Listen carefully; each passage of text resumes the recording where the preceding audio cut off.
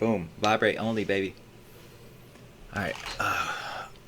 And I'm not gonna be doing it straight through because I'm going to be altering my hard drives and all that, but I'm gonna do what I can. And then I'll move things and cut them and do all that good stuff.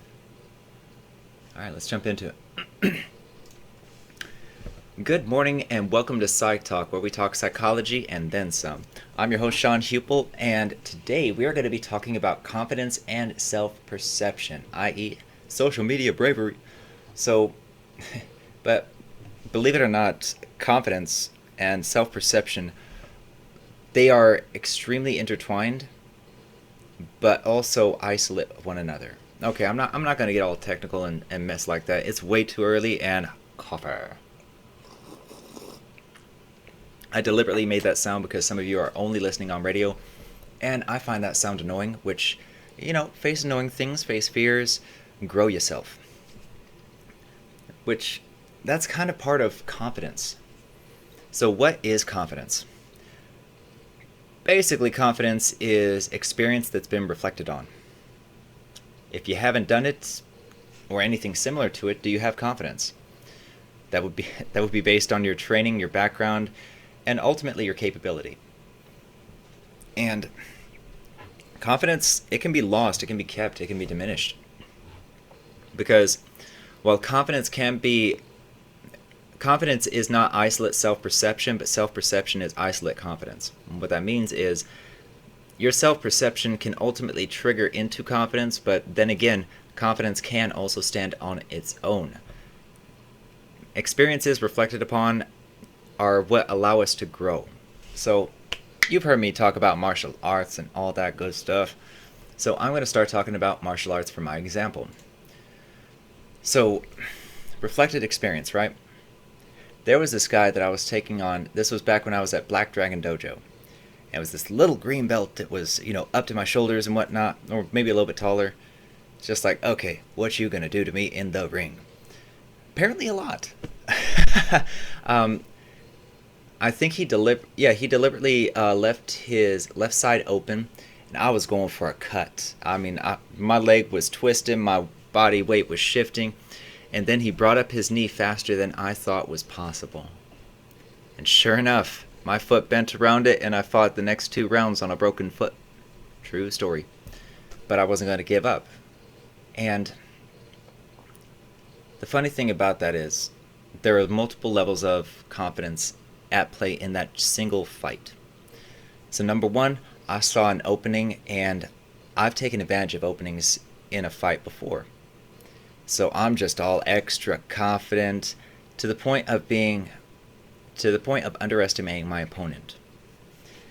Because when I underestimated him, all of a sudden that changed how the entire fight was going to play out. Meaning he suddenly had an advantage over me. And you don't want to be disadvantaged in a fight.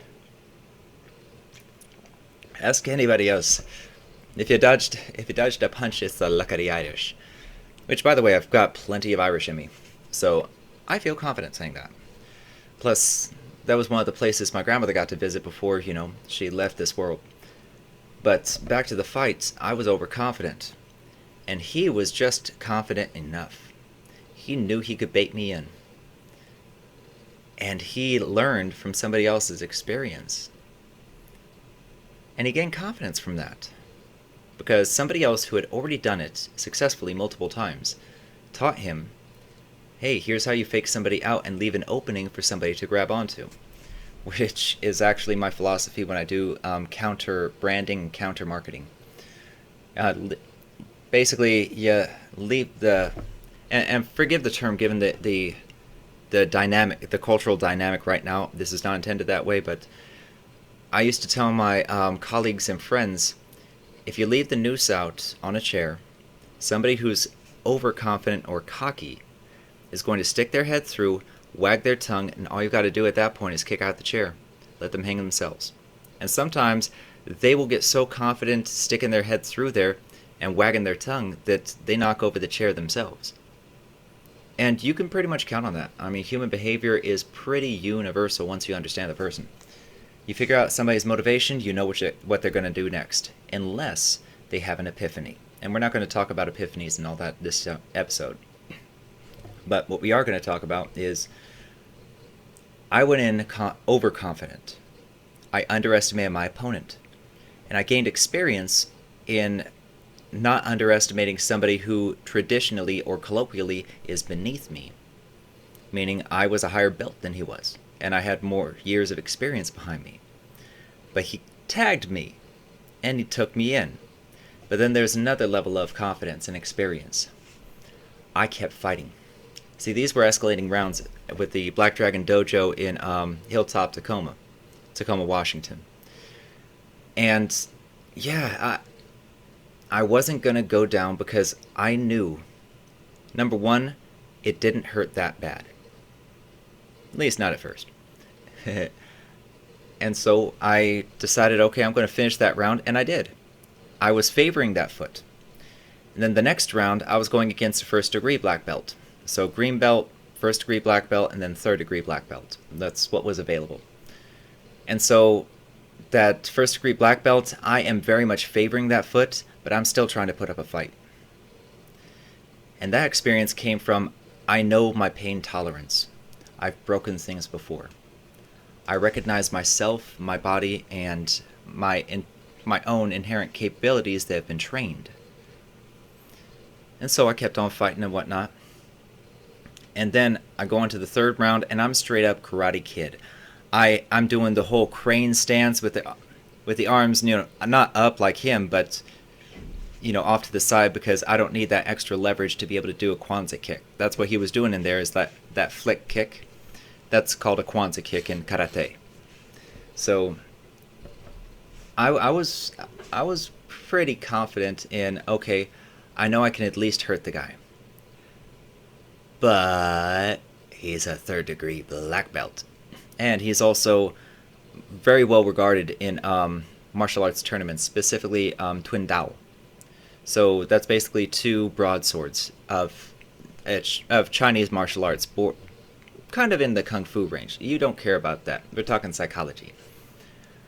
But his experience said, okay, this guy's going to fight. I'm going to give him a fight.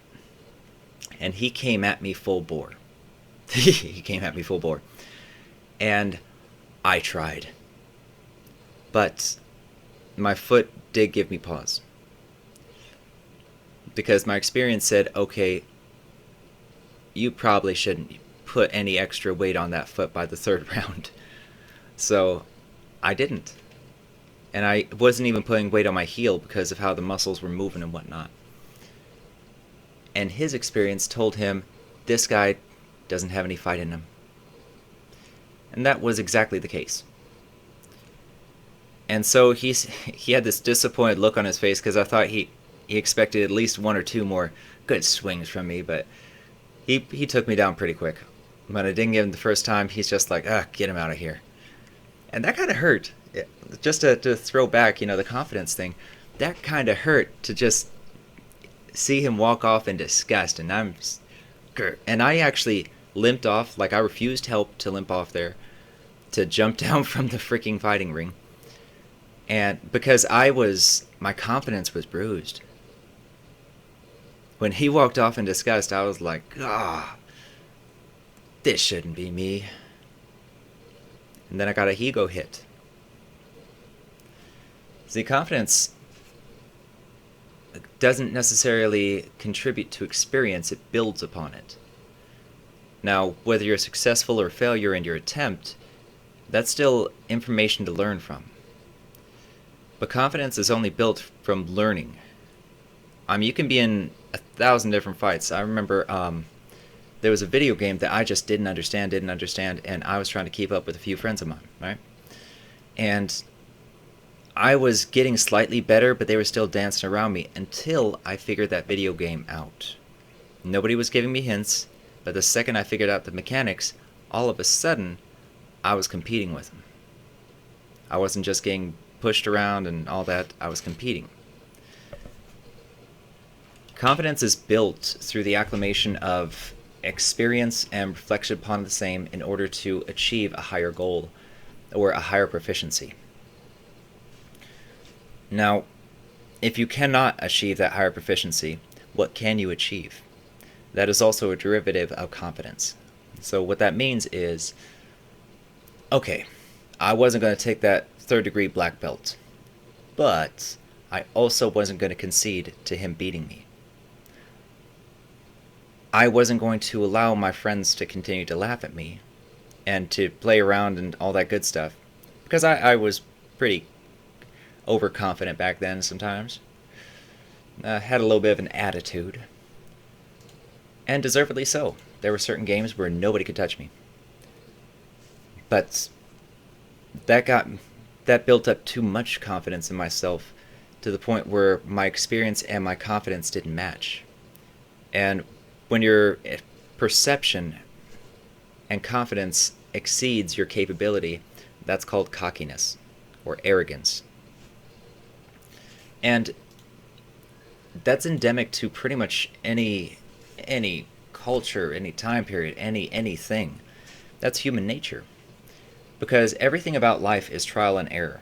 Yes, we do have people teaching us the basics and all of that, but when it comes to how we engage in what we've been taught or what we've learned,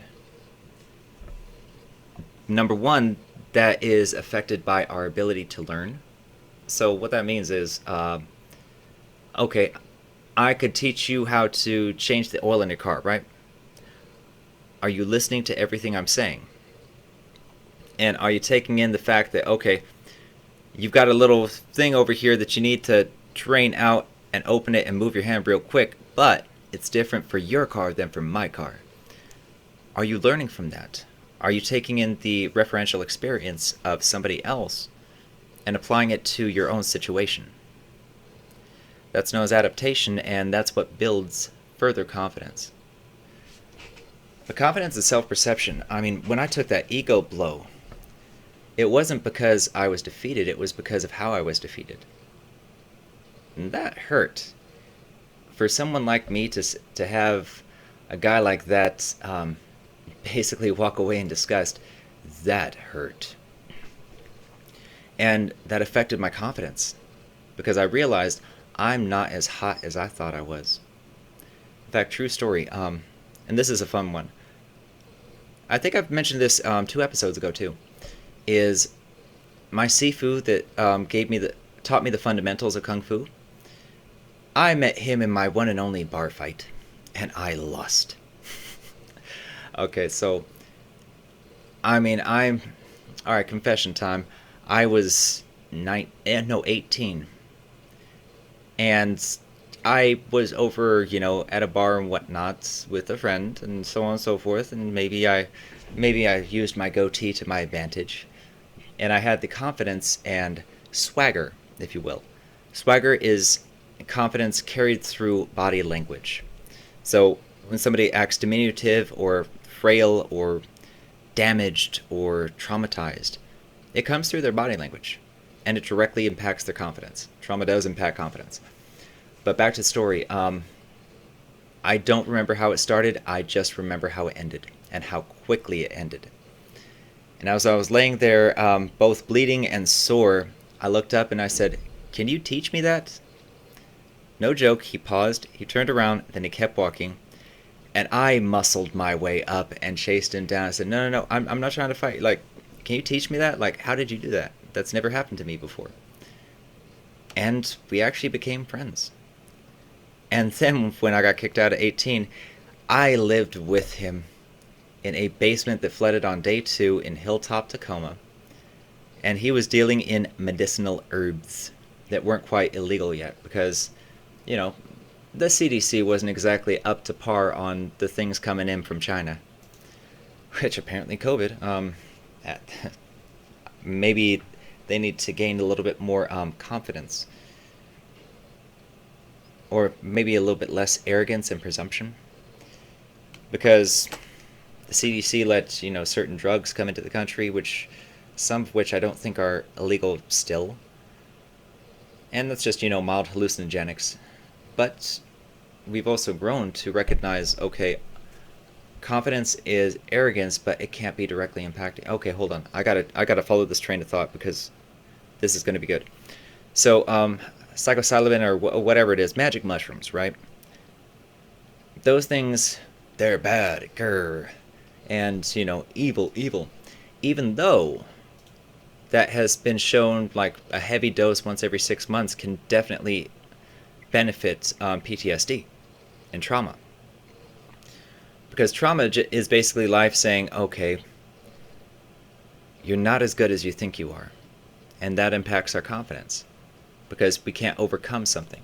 Or we run into something that was just impossible to overcome to begin with, and it makes us realize the capacity of our own power. And that can be humbling as all get out, good lord. Being on the ground after that fight hurt. Getting up and chasing him down to basically beg to be taught what he did to me and how he did it, that was confidence building. Because I accepted my failure. I accepted that I was overconfident, that I was arrogant. And yeah, that guy completely cleaned my clock, which never happened in a street fight before that. So, first bar fight, lesson learned. And it was a valuable lesson. See, with confidence, I was mentioning the video games. Sometimes we walk in blind.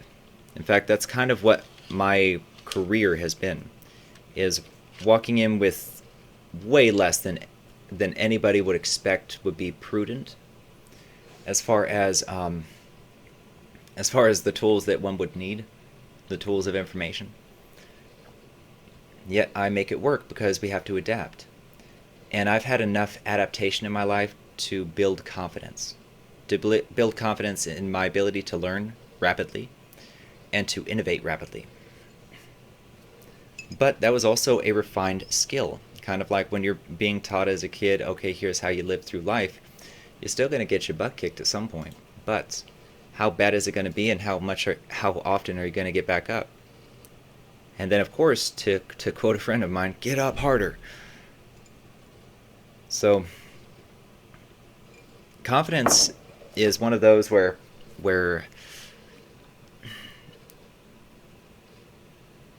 it's our self-perception meets our own building and evolving referential experience. Because everything, even this show right now that I'm doing with you, this is confidence building, but also confidence diminishing. Because I've already made a few slip-ups in words that I wanted to say. I've paused a few more times than I wanted to. I'm confident that I know what I'm talking about. But even so, realizing that this is for all of you makes me self-conscious. And a way to confidence build is I started this show. I mean, I'm autistic. Speaking in front of people or speaking to people, any of that is antithetical to my nature. And we tend to go towards our nature when it comes to just life, acclimation, familiarity. We are fully confident in our own little box as we grow older. Now, what expounds our confidence is walking into somebody else's box, and another box, and another box, and having to adapt to that box and learn how to survive in that box. Think of life like the movie Cube. If you're into horror movies and all that good stuff. But basically, Cube is where a bunch of people were thrown into a room, and they had the choice of going into different rooms, and some rooms had booby traps, some people fell to the wayside along the way, but ultimately, they returned back to the original room, and one person survived. But they were thrown into all these different scenarios where they had to adapt quickly. And in some cases, you have to adapt or survive. And in some cases, you're okay just sitting by for a minute. That's life. And with each new room, you build confidence. There was a guy in that movie. Again, the movie's named Cube, C-U-B-E, and it's from the 1990s? I think so. Otherwise, early 2000s, but I think it's 90s. And neat little flick. Hypercube was the sequel. But there was this one guy who he popped off a button and put it in his mouth, and the other people were like, "Why do you have a button in your mouth?" Keeps the saliva flowing, as if that somehow preserved water. But he had an idea. He pursued it, and so far, so good. It's like the man who jumped off the building. Every person on, or the people on each floor heard him say, "So far, so good. So far, so good." Shout out to the Magnificent Seven. The original one with Yul Brynner was an awesome movie. And yes, there are plenty of movie references in this show. But that's the thing, is so far, so good. That's where self-perception and confidence can sometimes collide. And when they collide, I mean, think Titanic and an iceberg. Think a humbling experience. Think a blow to the ego. And that's kind of how it is sometimes you win, sometimes you lose. And in the case of many of these situations in life, we're not always going to come out a winner. And if we do come out a winner, do we build confidence? So we can stay in the same square, and that's safe. Like, let's say we're using the cube analogy right now. Okay, we could stay in the same room and be perfectly safe. If we go to other rooms, there are booby traps here and there, but some are perfectly fine. So you take a gamble when you start moving. And if you stay still, yeah, things are going to be predictable. And you're confident being there. But are you happy? That's where self-perception comes in. So Maslow's hierarchy. Self-actualization is the highest tier of it. And Maslow, I think he developed that when he wasn't a psychologist, which is why I cling the heck to it, because I freaking love that, especially with my transcripts tied up. That's why you're not talking to Dr. Sean. Or listening to, I should say. But with Maslow's hierarchy, at the very tip top, the most unachievable and the most worthy of achievement is self-actualization. And put simply, self-actualization is where you're doing what you love in your realm, given enough stress. Because remember the last episode I was talking about trauma and stress and all of that? A healthy amount of stress to keep us interested so that we can further ourselves through life and always be challenged, but healthily challenged. Basically, it's living doing what you love. And it's what all of us want to do. Yeah, we all want to be rich, right? As kids, but then we grow. Life teaches us experience. And we suddenly realize, wow, all these old people dying, I mean, they're rich, but at the same time, they're saying, go back to family, go back to family. I wish I spent more time with family. Personally, I prefer to learn from the mistakes of others versus repeating them. But, to each their own. I prefer to learn from other people's experiences. Because their experiences give me confidence in their success and failure. They've already been through it, so why not listen, right? Confidence is one of those where our self-perception can alter our behavior. So I covered the alpha-beta complex a few episodes back, and it still applies. I just did a TikTok experiment where I took on a controversial viewpoint that is extremely well-balanced, in fact. Meaning, okay, at this point, you gotta be dumb to be arguing against it. Like, for example, racism was one of those I took on. There's no reason for racism. There's no logical reason. As an autist and an omega personality type, racism really offends me at the core value, much less the fact that the people speaking it, I mean, yeah, I love how some people are claiming to be Christian and yet won't help the person on the corner, don't donate any of their time, don't like to get to know new people, will put a fish on the back of their vehicle and then flip you off after cutting you off. I mean, it's just because you honked to say, whoa, dude, what's up? You good? So, confidence is also one of those where, in fact, let me dive into this one. What happens when confidence is shattered? We talked about ego blows a second ago, right? So, when confidence is shattered, where do you go from there? Well, first, let's define what shatters confidence. So, confidence is life teaching you what your limitations are, and you learning from that. Now, it could be from learning from somebody else's experiences or your own. Could be from research, or it could be from practice and application. But ultimately, our confidence is built and shattered according to the designs of nature around us, so the designs of our environment, and our capability to mold that towards self-actualization. Oh, am I tying everything together? Nailing it. Maybe. Keep in mind, I'm doing this all straight off the cuff. But with life, when we go through life, we can choose to learn from our experiences and others, or we can choose to try and mold life to something that we've never experienced before. That's where boldness comes in, because there's no referential standpoint for some of the things that have been done throughout history. None. But to stay still is to remain safe, and you're not living up to the level of stress that is required to feel fulfilled.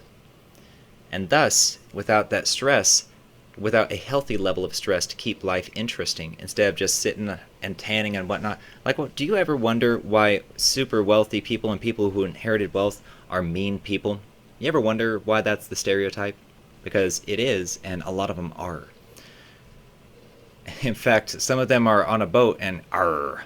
Sorry, that made me laugh. But the reason that they're not happy people, even though they have seemingly everything that they could want, is because they're not self-actualized. They're not gaining more experience. They're not growing themselves. And so they're remaining in that original cube room. And yeah, they'll eventually get out, but it's going to be an uninteresting journey. I've said this in a couple episodes already, but there was a man up in a tower that as long as he stayed in that tower room, he'd live forever. There was a guy walking by, looked up and said, "Why are you in that tower?" "Because I want to live forever." "What happens if you come out?" "I'll eventually die." I'd rather live. That's the summation of it, but it's also very accurate. It's the reason why people will fight for freedom instead of just existing. Self-actualization impacts us on multiple levels. I mean, shoot, I watched the movie Braveheart more times than I can count. In fact, some of those scenes, now that I'm an adult reflecting on them, hold a completely different meaning. But then again, my experience has taught me why. I remember being a kid and everything needed to balance, needed to make sense. And now that I'm an adult, I realize some people are just naturally selfish. And you know what? That's also okay. We have the freedom to pursue what we want to. But we also have limitations that protect others in society. I was mentioning before, racism is horribly inept, and it's the result of a weak mind. And racism, honestly, you can't be racist without being beta. You can't. Because there's no logical precept to it except for, I want to feel better than another person. And as I mentioned before I got off in a tangent, I was doing an experiment on TikTok where I was basically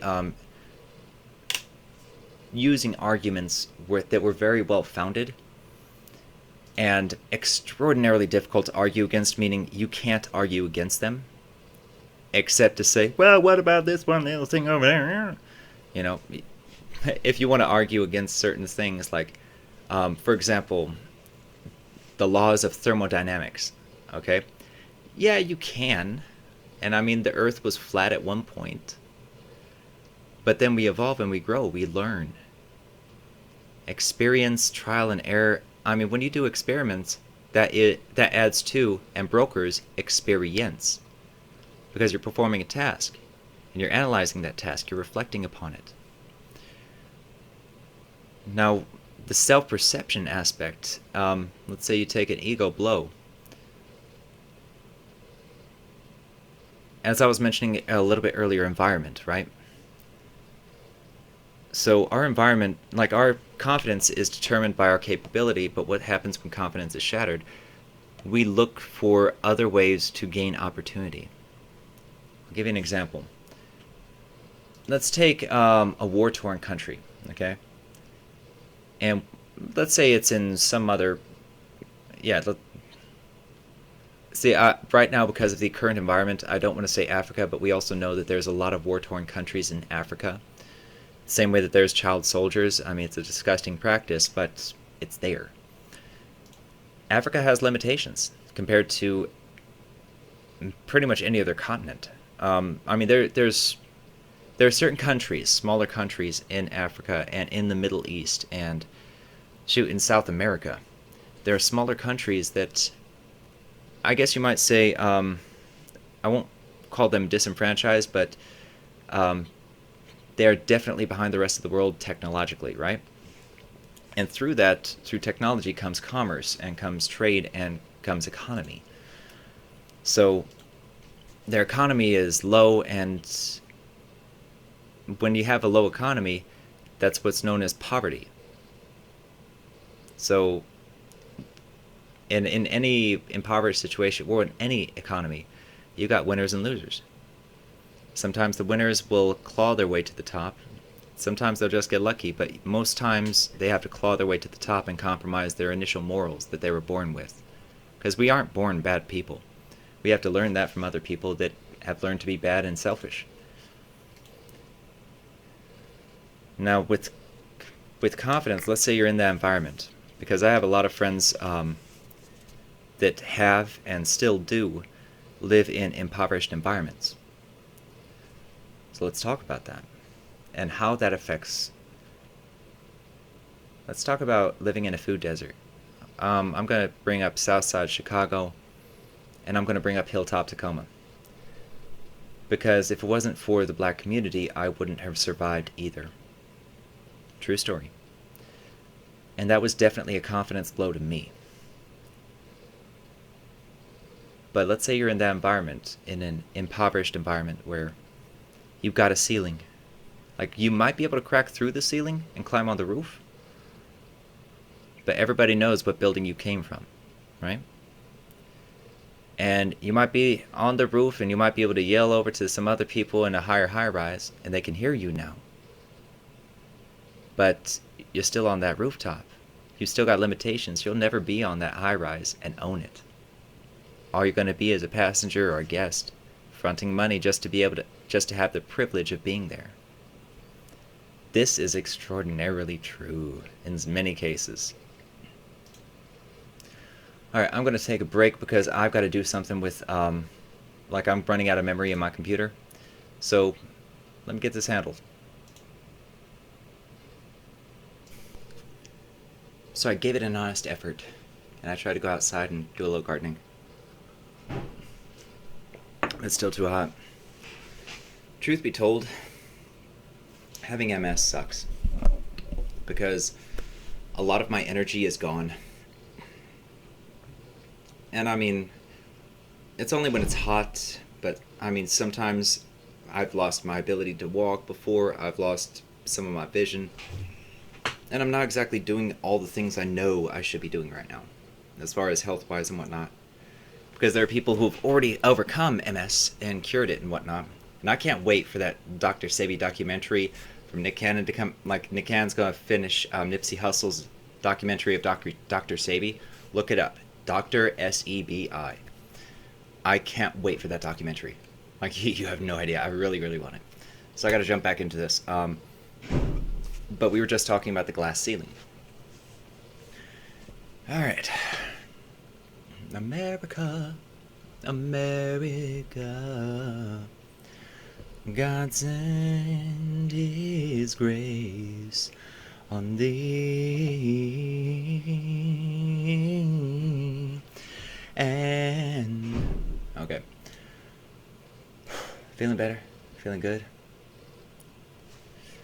feeling confident. Knock on wood. So let's say you're born into an impoverished environment, or you're born into a country with severe limitations to your ambition. Because remember, different people have different types of stress, right? And different people require different levels of stress in their life. Otherwise, they're just bored, and they become one of those wealthy people that are a-holes. Because they're given everything, they're living in their tower, and in fact, let's tackle that before we go into impoverished situations, because that's going to be the wrap-up for this episode. So let's start with inheriting daddy's money. You know, the colloquial term for, gosh, back in the 90s, that was one heck of an insult until it was brushed out. But, excuse me. And that shows you it's raw, because I am not going to filter it. So as far as poverty, how does having a glass ceiling affect us? Well, it redefines, at least for us, Maslow's hierarchy. But self-perception tells us, okay, I can accomplish this and I can do this. I just need to figure out how to get the tools to do that. And you'll find that analysis to be very common with autistic individuals like myself. But it's also very common with people that we just know as driven. So some of us have a higher stress tolerance, which ultimately leads to a higher calling in life, if you will. So something that not everybody is able to do or would be willing to do.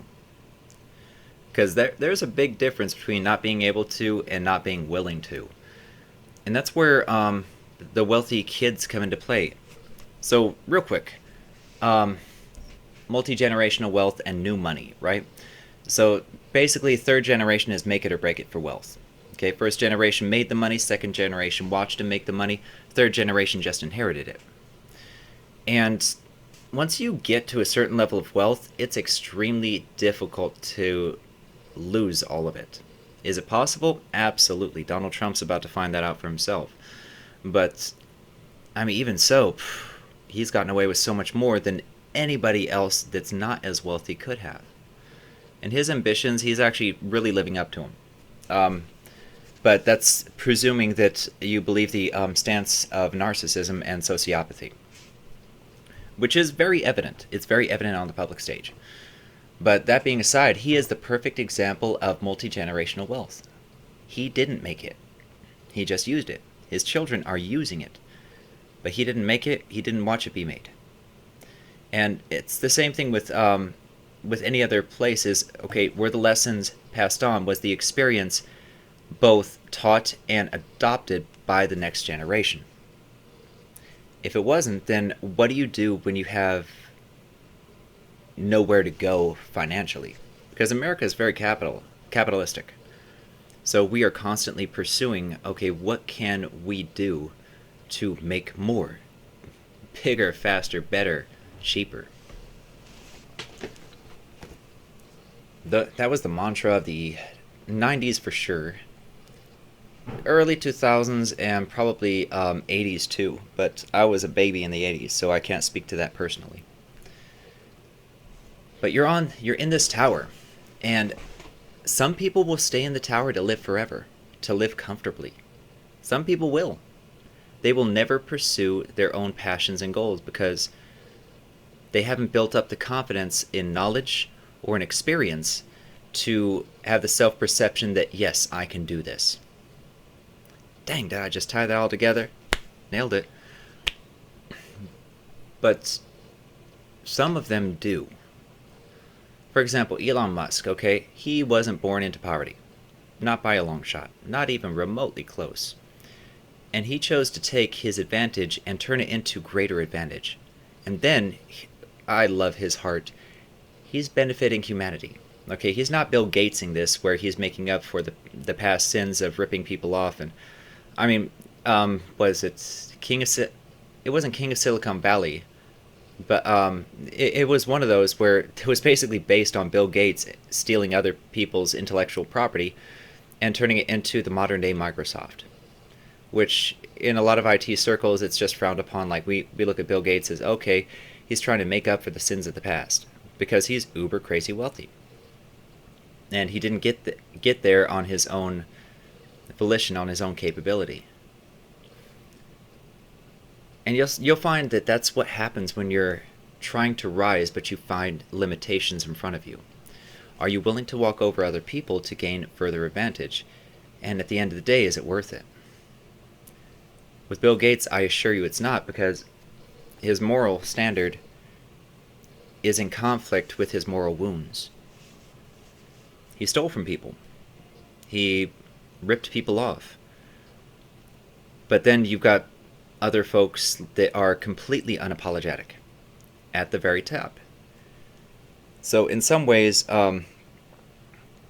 you can have benefit, such as Elon Musk. He wasn't like born into wealth, but he wasn't poor either, not by a long shot. And so Elon Musk, he was, I'm sad to say, the exception, because he's benefiting humanity and is looking out for humanity and all of you and all of us in his own way.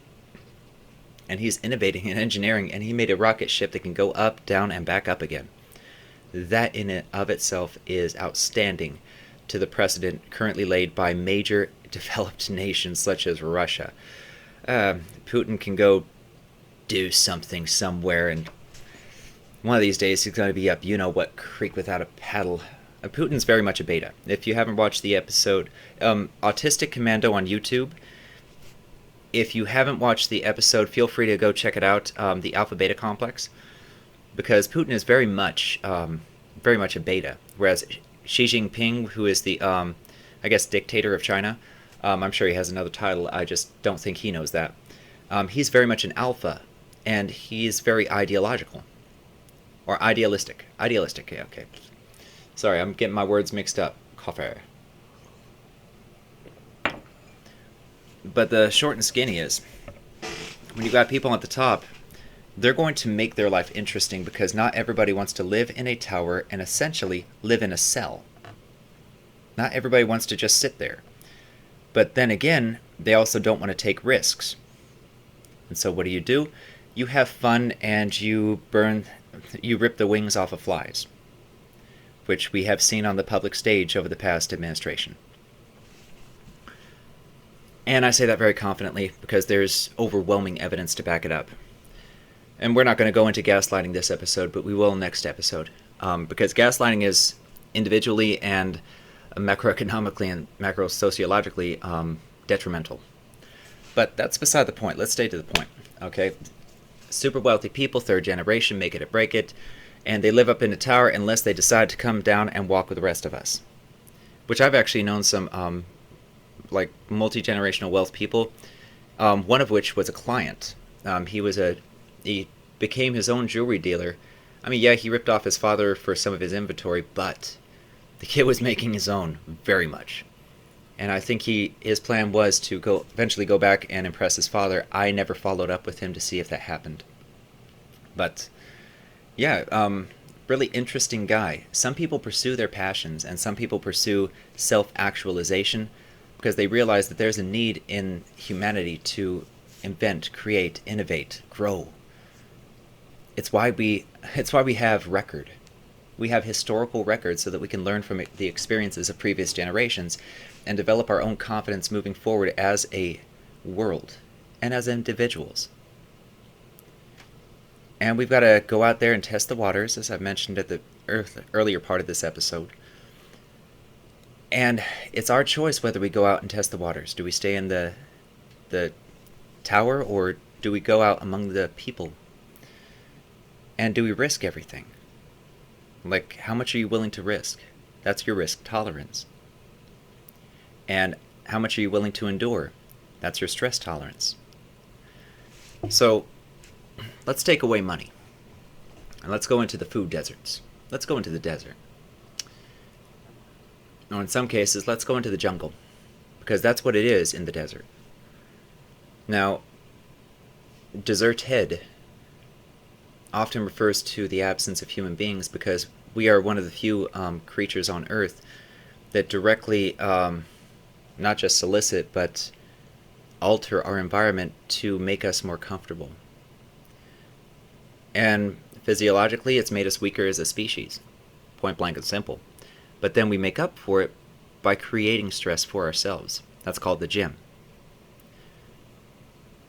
But what happens when you have a glass ceiling? What happens if you don't have access to the gym and you're living within an environment with rules where you can lose everything through a slip up? That would have been Southside Chicago. And you could lose everything from a slip up from multiple directions. And there I was, a piece of salt and a pepper shaker chasing a dream because my stress tolerance is extraordinarily high. And so is my risk factor.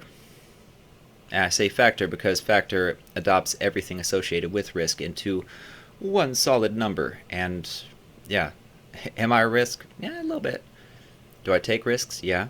Do they pay off? Absolutely. Calculated risks.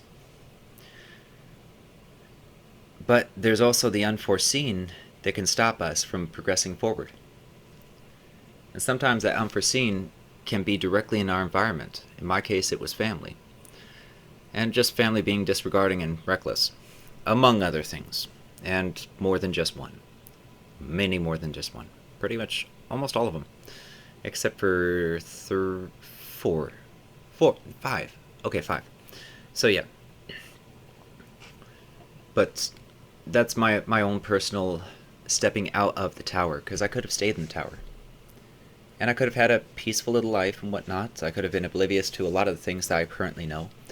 And I would have remained unfulfilled. But I also didn't come from poverty. I was simply thrown into it. Some people come from poverty. Some people come from struggle. In fact, we make movies about it. The movie Ray is one of my favorites by far. Jamie Foxx, I mean, when he dropped Unforgettable, that album, on top of his comedy career and all, man, I can't tell you all the things that Unforgettable did for me.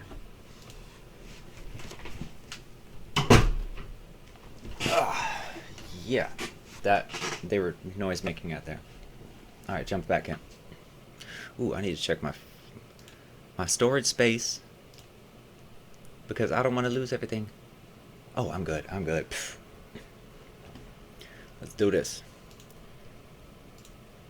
So when Jamie Foxx came out with Unforgettable, it was a killer album. And I had a lot of fun with that. But then you also got... a lot of people will use rap to get out of a situation, because that's an easy out if you can make it. And when I say easy out, I mean... overall, it's not the long haul, per se. Like, it's a quick win if you can build up to it. And not everybody wants to see you succeed, because their confidence level is diminished by seeing somebody else succeed and them being afraid to step out of the tower. And so by being afraid to step out of the tower and resenting their current environment, they try to hold somebody else back. That's called crabs in a barrel, colloquially. And, I mean, the macro and higher level, because Bill Gates was not poor, but Bill Gates very much acted under a dog-eat-dog mentality when he was stealing other people's intellectual property, allegedly. Let me tell you something. Sorry, I don't like people that don't grow on their own merit. That bothers me deeply. But then again, I'm one of those people that prides myself, and I pride myself in the growth of my confidence, in the growth of my environmental recognition and overcoming my environment, very creatively in some cases. But not everybody's that creative, and not everybody is that hungry. Some people are really, really dang hungry. But when you don't have access to certain types of education, when you don't have access to certain resources that are limited in impoverished communities, then where is the knowledge base to draw from except for the knowledge base that you build for yourself, the experience base of knowledge? Because when you don't have anybody else's experience to learn from, you've got to learn from your own and make mistakes, trial and error. Sounds a lot like the America we know, don't it? That's part of what made America great, but when you're in that impoverished situation, you're climbing over each other, because when you don't think that you can achieve at a high level, then it becomes projection to not want to see somebody else succeed. to take the risks you were too afraid to take in coming down from the tower to live. But once you do come out down from the tower, once you do walk in the jungle, I can confidently say now that I can walk into any urban jungle and walk out wearing skins, even if it's just my own. Which, in the case of Southside Chicago, that's exactly what it was. I came out wearing my own skin, thank God. But in some other places, I came out wearing some really, really nice skins and fur and all of that. But when you come from, when you're in an environment where you are restricted from growth, you have to adapt to your environment. And so what you have to do is you have to trial and error and build your own confidence and your own knowledge base and experience, or you can learn from the experiences of others. And that's why pretty much everybody in Southside Chicago that I know of had a book collection in business. Like, it's often a small book collection, but it's no less than 5 books, and no less at a higher reading level, meaning they are thick books. It's not just you. And the presumption that they wouldn't be high books and whatnot is reflective of our society and the fallacy of racism when everybody has the capability of learning. In fact, some of the smartest people in the world, in fact, I think the smartest person in the world right now, African American. And you know what's funny though? When you step down from the tower and when you build your own confidence and you grow your own experience base while learning from others, it's kind of like tapping into your ancestors in a way. Because you're learning from their mistakes, their successes, their experience, and you're building confidence based on their confidence. Or confidence based on learning from the experiences of others and the trial and error of others. And when you step down from that tower, it's scary. When I went to Hilltop Tacoma, 18 years old, green as all get out to the world, no adult skills whatsoever, I had to adapt really dang quick. Same thing in Arizona, post-Marines, and same thing in Southside Chicago when I was chasing a dream. But I needed to do those things in order to be fulfilled in myself. I couldn't stay in the tower and still call myself a man. Not by my definition. And that's confidence. I have confidence in knowing what a man is now. And I went on a journey to find that. But that's my definition. Another person's definition of being a man or a woman, or shoot, you can call yourself whatever you want to these days. Because we live in a free country from people who wanted to achieve the social, I don't know if it's sociological or social accomplishment of self-actualization that has become these United States of America. Absolutely wonderful system. I hope we don't abuse it, and I hope we stand for what our ancestors did. And not the weird ones that were racist and all of that, but the ones that really believed in building community, building environment. When the environment doesn't suit you, you've got the choice to adapt to your environment or adapt your environment to yourself. We humans have done both. And I've had to do the same thing. I fit into places that I shouldn't have been able to fit into. That's also because I was willing to learn and I was willing to grow. Not everybody is willing to step down from the tower, but once you do, once you step down from that tower and then you start talking to other people and learning from other people and building your own experience and seeing that, oh, there are other people on the same path as me. All roads lead to Rome. And Rome being, death and taxes. Rome was huge on taxes, and Rome was huge on death, So all roads lead to Rome. And it's ultimately, what is the journey you're going to be taking on the way to that road? Because once you get beat down in life, it takes a toll on your confidence. And when your confidence takes a toll, one can fall into depression. So depression is basically when one's confidence meets self-perception and environment. So you go into an environment, your confidence is diminished because you realize what your limitations are. And you've got the choice to adapt those limitations and overcome them, or to remain in the tower. But if you try to overcome those limitations, it's a jungle out there. That tower could be in the middle of the fiercest jungle in the world, which is what Southside Chicago seemed to me.